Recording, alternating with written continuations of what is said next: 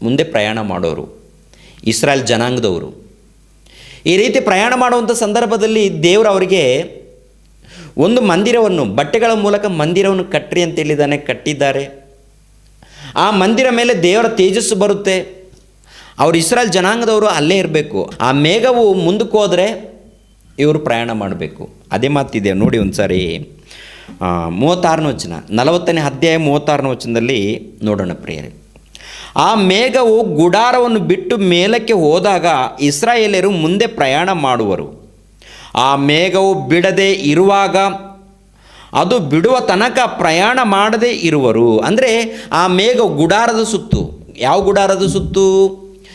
ದೇವ್ರಿಗೋಸ್ಕರ ಮಂದಿರವನ್ನು ಏರ್ಪಾటు ಮಾಡಿದ್ದಾರೆ ನೋಡಿ. ದೇವ್ರಿಗೋಸ್ಕರ ಮಂದಿರವನ್ನು. ಆ ಮಂದಿರದಲ್ಲಿ ಮಂಜೂಸು ಇರುತ್ತೆ. ಮಂಜೂಸು ಅಂದರೆ ಪ್ರಿಯರಾದ ದೇವ್ರ ಮಕ್ಕಳಿರ, ದೇವರು ಕೊಟ್ಟಿರುವಂಥ ಧರ್ಮಶಾಸ್ತ್ರ ಇದೆ ನೋಡಿ. ಮೋಶೆ ಮೂಲಕ ಅಲಿಗೆಗಳು, ಕಲ್ಲಿನ ಅಲಿಗೆಗಳಲ್ಲಿ ಧರ್ಮಶಾಸ್ತ್ರ ಅಂದರೆ ದೇವರ ಶಾಸನಗಳಿದೆ ನೋಡಿ ಪ್ರಿಯರೇ. ಆ ದೇವರ ಶಾಸನಗಳು ಮಂಜೂಸು ಎನ್ನುವಂಥ ಒಂದು ಪೆಟ್ಟಿಗೆಯಲ್ಲಿ, ಆ ಪೆಟ್ಟಿಗೆಯಲ್ಲಿ ಇಟ್ಟು ಅದನ್ನು ಗುಡಾರದಲ್ಲಿ ಇಡೋರು. ಗುಡಾರದಲ್ಲಿ ಅಂದರೆ ದೇವರ ಮಂದಿರದಲ್ಲಿ. ಅದಕ್ಕೆ ಪರಿಶುದ್ಧ ಸ್ಥಳ, ಅತಿ ಪರಿಶುದ್ಧ ಸ್ಥಳ ಅಂತ ನೇಮಕ ಮಾಡ್ತಾರೆ. ಅದರಲ್ಲಿ ಯಾರು ಹೋಗಕೂಡದು. ಯಾಜಕರು ಹೋಗಬೇಕು, ಮಹಾಯಾಜಕರು ಹೋಗಬೇಕು. ಅವ್ರಿಗೆ ಮಾತ್ರ ಅಧಿಕಾರ ಇರುತ್ತೆ. ಬೇರೆಯವ್ರಿಗೆ ಯಾರಿಗೂ ಹೋಗಂಗಿಲ್ಲ. ಅವ್ರಿಗೆ ಮಾತ್ರ ಇರುತ್ತೆ ಪ್ರೇರೆ. ಆ ಅಧಿಕಾರವನ್ನು ಕ್ರಿಸ್ತ ಪೂರ್ವದಲ್ಲಿ ಮೋಶೆ ಕಾಲದಲ್ಲಿ ಮೋಶೆ ಮೂಲಕ ಕೊಟ್ಟಿರುವಂಥದ್ದು. ಕೆಲವು ದಿನಗಳಾದ ನಂತರ ಪ್ರಿಯರಾದ ದೇವ್ರ ಮಕ್ಕಳಿಗೆ ಇವರು ಅರಣ್ಯದಲ್ಲಿ ಈ ರೀತಿ ಪ್ರಯಾಣ ಮಾಡಿಕೊಂಡು ಕಾನಾನ್ ದೇಶವನ್ನು ಮುಟ್ತಾರೆ. ಕಾನಾನ್ ದೇಶಕ್ಕೆ, ಕಾನಾನ್ ಪಟ್ಟಣವನ್ನು ಸೇರಿಕೊಂಡ ನಂತರ ಅಲ್ಲಿ ಗುಡಾರವನ್ನು ಹಾಕಿ ದೇವ್ರಿಗೋಸ್ಕರ ಮಂಜೂಸನ್ನು ಒಂದು ಪರಿಶುದ್ಧ ಸ್ಥಳದಲ್ಲಿ ಇಡ್ತಾರೆ. ಅಲ್ಲಿ ದೇವರನ್ನು ಆರಾಧನೆ ಮಾಡಿಕೊಂಡು ದೇವರನ್ನು ಘನಪಡಿಸ್ಕೊಂಡು ಮುಂದೆ ಹೋಗ್ತಾ ಇರ್ತಾರೆ ಪ್ರಯಾಣ ಅವ್ರದ್ದು.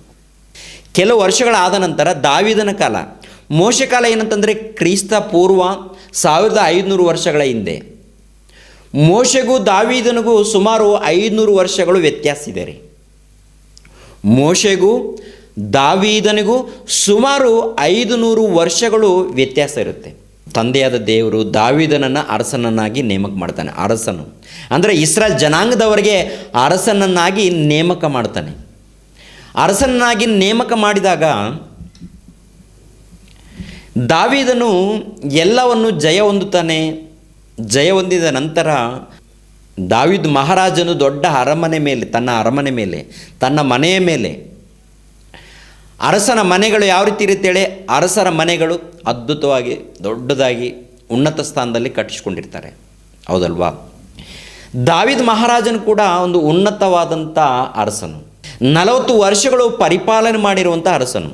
ತನ್ನ ಅರಮನೆ ಮೇಲೆ ನಿಂತ್ಕೊಂಡು ಯೋಚನೆ ಮಾಡ್ತಾ ಇದ್ದಾನೆ, ನಾನೇನು ದೊಡ್ಡ ಅರಮನೆ ಮೇಲಿದ್ದೀನಿ, ತಂದೆಯಾದ ದೇವರ ಮಂಜೂಸೇನು ಒಂದು ಗುಡಾರದಲ್ಲಿದೆ. ತಂದೆಯಾದ ದೇವರ ಮಂಜೂಸೇನು ಗುಡಾರದಲ್ಲಿದೆ, ನಾನು ದೊಡ್ಡ ಅರಮನೆಯಲ್ಲಿದ್ದೀನಿ ಅಂತ ಆಲೋಚನೆ ಮಾಡಿ ಅವಾಗ ಏನು ಅಂದ್ಕೊಳ್ತಾನಂದರೆ, ದಾವೀದ್ ಮಹಾರಾಜನು ದೇವ್ರಿಗೋಸ್ಕರ ದೊಡ್ಡದು ಮಂದಿರ ಕಟ್ಟಬೇಕು ಅಂದ್ಕೊಳ್ತಾನೆ. ದಾವೀದ್ ಮಹಾರಾಜನು ದೇವ್ರಿಗೋಸ್ಕರ ದೊಡ್ಡದೊಂದು ಮಂದಿರವನ್ನು ಕಟ್ಟಬೇಕು ಅಂತ ತನ್ನಲ್ಲಿ ತಾನು ಅಂದ್ಕೊಳ್ತಾನೆ ಪ್ರಿಯರೇ. ದಾವೀದನು ಈ ರೀತಿ ಅಂದುಕೊಂಡಾಗ ಪ್ರವಾದಿಯಾದ ನಾತಾನನನ್ನು ಮನೆಗೆ ಕರೆಸ್ಕೊಳ್ತಾನೆ. ದಾವೀದನ ಕಾಲದಲ್ಲಿ ಪ್ರವಾದಿ ನಾತಾನನು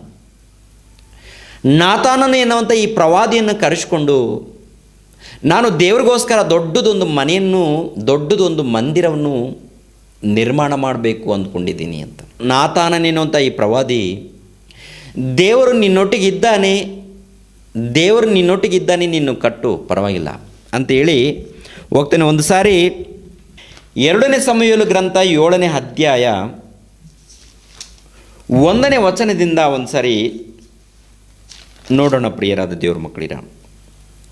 1ನೇ ವಚನದಿಂದ, ಯೆಹೋವನ ಅನುಗ್ರಹದಿಂದ ಸುತ್ತಣ ವೈರಿಗಳ ಭಯವೆಲ್ಲ ತಪ್ಪಿ ಹೋಗಿ ಅರಸನು ಅರಮನೆಯಲ್ಲಿ ಸಮಾಧಾನದಿಂದ ವಾಸಿಸುತ್ತಿದ್ದಾಗ ಒಂದು ದಿವಸ ಪ್ರವಾದಿಯಾದ ನಾತಾನನಿಗೆ, ನೋಡು, ನಾನು ದೇವದಾರು ಮರದ ಮನೆಯಲ್ಲಿ ವಾಸವಾಗಿದ್ದೇನೆ, ದೇವರ ಮಂಜೂಸವಾದರೆ ಬಟ್ಟೆಯ ಮನೆಯಲ್ಲಿ ಇರುತ್ತದೆ ಎಂದು ಹೇಳಿದನು. ದೇವರ ಮಂಜೂಸು, ದೇವರ ಧರ್ಮಶಾಸ್ತ್ರ, ದೇವರ ಒಡಂಬಡಿಕೆ ಮಂಜೂಸು ಎಲ್ಲಿದೆಯಂತೆ? ಬಟ್ಟೆಯ ಮಂದಿರದಲ್ಲಿ. ಬಟ್ಟೆಯ ಮಂದಿರ ಅಂದರೆ ಗುಡಾರದಲ್ಲಿ. ಮೋಶೆ ಮೂಲಕ ನೇಮಕವಾಗಿರುವಂಥ ಗುಡಾರ ಇದೆ ನೋಡಿ, ಆ ಗುಡಾರದಲ್ಲಿ ಮಂಜೂಸನ್ನು ಇದೆ ರೀ, ಮಂಜೂಸು. ಅದನ್ನು ನೋಡಿ ದಾವೀದನು ಏನಂತ್ಕೊಳ್ತಾ ಇದ್ದಾನೆ ಅಂದರೆ, ನಾನಾದರೆ ದೊಡ್ಡ ಮನೆಯಲ್ಲಿದ್ದೀನಿ, ನಾನು ದೊಡ್ಡ ಉನ್ನತವಾದಂಥ ಒಂದು ಅರಮನೆಯಲ್ಲಿದ್ದೀನಿ, ನನ್ನ ದೇವರ ಮಂಜೂಸಾದರೆ, ನನ್ನ ದೇವರ ಶಾಸನವಾದರೆ ಗುಡಾರದಲ್ಲಿ, ಬಟ್ಟೆಯ ಗುಡಾರದಲ್ಲಿದೆ ನಾತಾನು ಪ್ರವಾದಿ ಅಂತ ಹೇಳಿದಾಗ, ನಾತಾನ್ ಪ್ರವಾದಿ ಏನಂತ ಹೇಳ್ತಾ ಇದ್ದಾನೋ ಒಂದು ಸಾರಿ ನೋಡಿ ಪ್ರಿಯರಾದ ದೇವರ ಮಕ್ಕಳಿರ. ನಾತಾನನು ಅರಸನಿಗೆ ಆಗಲಿ ಮನಸ್ಸಿದ್ದಂತೆ ಮಾಡು, ಯೆಹೋವನು ನಿನ್ನ ಸಂಗಡ ಇರುತ್ತಾನೆ ಅಂದನು. ಯೆಹೋವನು ನಿನ್ನ ಸಂಗಡ ಇದ್ದಾನೆ, ನೀನು ಮಾಡು ಅಂತ ಹೇಳಿ ಮನೆಗೆ ಹೋಗ್ತಾನೆ. ಯಾರು? ನಾತಾನು ಪ್ರವಾದಿ. ಹೋದ ನಂತರ, ನಾತಾನನು ಮನೆಗೆ ಹೋದ ನಂತರ ತಂದೆಯಾದ ದೇವರು ನಾತಾನ ಪ್ರವಾದಿಗೆ ದರ್ಶನ ಕೊಡ್ತಾನೆ. ದರ್ಶನ ಕೊಟ್ಟು ಹೇಳುವಂಥ ಮಾತು ಏನಂತಂದರೆ 4ನೇ ವಚನದಲ್ಲಿ ನೋಡಿ ಪ್ರಿಯರೇ, ಅದೇ ರಾತ್ರಿಯಲ್ಲಿ ಯೆಹೋವನು ನಾತಾನನಿಗೆ ಆಜ್ಞಾಪಿಸಿದ್ದೇನೆಂದರೆ, ಹೋಗಿ ನನ್ನ ಸೇವಕನಾದ ದಾವೀದನಿಗೆ ನೀನು ನನಗೋಸ್ಕರ ಮನೆಯನ್ನು ಕಟ್ಟಬೇಕು. ಹೇಳು ಒಂದು ಸಾರಿ, ಹೋಗು.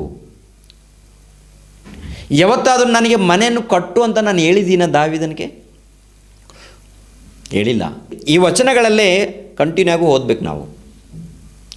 ಓದ್ತಾ ಬಂದರೆ 12ನೇ ವಚನಕ್ಕೆ ಬನ್ನಿ ಪ್ರಿಯರೇ. 12ನೇ ವಚನ, ನಿನ್ನ ಆಯುಷ್ಕಾಲವು ಮುಗಿದು, ದಾವೀದನಿಗೆ ಹೇಳ್ತಾ ಇದ್ದಾನೆ. ದಾವೀದನಿಗೆ ತಂದೆಯಾದ ದೇವರು ಪ್ರವಾದಿಯಾದ ನಾತಾನನ ಮೂಲಕ ಹೇಳುವಂಥ ಮಾತು ಪ್ರವಾದನೆ. ಏನಂತ ಹೇಳ್ತಾ ಇದ್ದಾನೆಂದರೆ ನೋಡಿ, ನಿನ್ನ ಆಯುಷ್ಕಾಲವು ಮುಗಿದು ನೀನು ಪಿತೃಗಳ ಬಳಿಗೆ ಸೇರಿದ ಮೇಲೆ ನಿನ್ನಿಂದ ಹುಟ್ಟುವವನನ್ನು ನೆಲೆಗೊಳಿಸಿ ಅವನ ರಾಜ್ಯವನ್ನು ಸ್ಥಿರಪಡಿಸುವೆನು. ಅವನು ನನ್ನ ಹೆಸರಿಗಾಗಿ ಒಂದು ಮನೆಯನ್ನು ಕಟ್ಟುವನು. ನಾನು ಅವನ ರಾಜ್ಯ ಸಿಂಹಾಸನವನ್ನು ನಿರಂತರವಾಗಿ ಸ್ಥಿರಪಡಿಸುವೆನು. ನಾನು ಅವನಿಗೆ ತಂದೆಯಾಗಿರುವೆನು, ಅವನು ನನಗೆ ಮಗನಾಗಿರುವನು. ಅವನು ತಪ್ಪು ಮಾಡಿದರೆ ಅವನಿಗೆ ಮನುಷ್ಯ ಶಿಕ್ಷೆಯನ್ನು ಕೊಡುವೆನು, ನರಪುತ್ರರಂತೆ ಅವನನ್ನು ದಂಡಿಸುವೆನು. ಆದರೂ ನನ್ನ ಕೃಪೆಯು ಸೌಲನನ್ನು ಬಿಟ್ಟು ಹೋದ ಹಾಗೆ ಅವನನ್ನು ಬಿಟ್ಟು ಹೋಗುವುದಿಲ್ಲ. ನಾನು ಸೌಲನನ್ನು ನಿನ್ನೆದುರಿನಿಂದ ಹೊರಡಿಸಿಬಿಟ್ಟೆನಲ್ಲ. ನಿನ್ನ ಮನೆಯು ಅರಸುತನವು ಸದಾಕಾಲ ಸ್ಥಿರವಾಗಿರುವವು, ನಿನ್ನ ಸಿಂಹಾಸನವು ಶಾಶ್ವತವಾಗಿರುವುದು ಎಂಬುದೇ ನಾತಾನನು ತನಗುಂಟಾದ ದರ್ಶನದ ಈ ಎಲ್ಲ ಮಾತುಗಳನ್ನು ದಾವೀದನಿಗೆ ಹೇಳಿದನು. ಎಲ್ಲ ಮಾತುಗಳನ್ನು ಅಂದರೆ ನಾತಾನ ಪ್ರವಾದಿಗೆ ಏನೇನು ದರ್ಶನ ಬಿದ್ದಿದೆಯೋ, ದೇವರು ಏನಂತ ಹೇಳಿದಾನೋ ಅದನ್ನು ದಾವೀದನಿಗೆ ಹೇಳ್ತಾ ಇದ್ದಾನೆ. ದಾವೀದನೇ, ನಿನ್ನ ಮೂಲಕ ದೇವರಿಗೆ ಮಂದಿರವನ್ನು ಕಟ್ಟಿಸ್ಕೊಳ್ಳೋದಕ್ಕೆ ಇಷ್ಟ ಇಲ್ಲ, ನಿನ್ನ ಸಂತಾನದ ಮೂಲಕ ದೇವ್ರಿಗೋಸ್ಕರ ಮಂದಿರವನ್ನು ಕಟ್ಟಿಸ್ಕೊಳ್ಬೇಕಂತ್ಕೊಳ್ತಾ ಇದ್ದಾನೆ. ಎರಡನೇದಾಗಿ ಆತನ ರಾಜ್ಯವನ್ನು ಸ್ಥಿರಪಡಿಸುತ್ತಾನೆ. ಆತನ ರಾಜ್ಯಕ್ಕೆ ಅಂತ್ಯವಿಲ್ಲ, ನಿತ್ಯ ಇರುತ್ತೆ. ಸ್ಥಿರಪಡಿಸುವನಂದರೆ ನಿನ್ನ ಮನೆಯು ಅರಸುತನವು ಸದಾಕಾಲ ಸ್ಥಿರವಾಗಿರುವುದು, ನಿನ್ನ ಮನೆಯು ಅರಸುತನವು ಸದಾಕಾಲ ಸ್ಥಿರವಾಗಿರುವುದು, ನಿನ್ನ ಸಿಂಹಾಸನವು ಶಾಶ್ವತವಾಗಿರುವುದು. ನಿನ್ನ ಸಿಂಹಾಸನವು 13ನೇ ವಚನದಲ್ಲಿ, ನಾನು ಅವನ ರಾಜ್ಯ ಸಿಂಹಾಸನವನ್ನು ನಿರಂತರವಾಗಿ ಸ್ಥಿರಪಡಿಸುವೆನು ಅಂತ ಹೇಳಿದ್ದಾನೆ ಪ್ರಿಯರೇ. ನಿರಂತರವಾಗಿ ಸ್ಥಿರಪಡಿಸುವೆನು ಅಂತ ಪ್ರವಾದಿಯಾದ ನಾತಾನನ ಮೂಲಕ ದಾವೀದನಿಗೆ ತಿಳಿಸ್ಕೊಡ್ತಾ ಇದ್ದಾನೆ.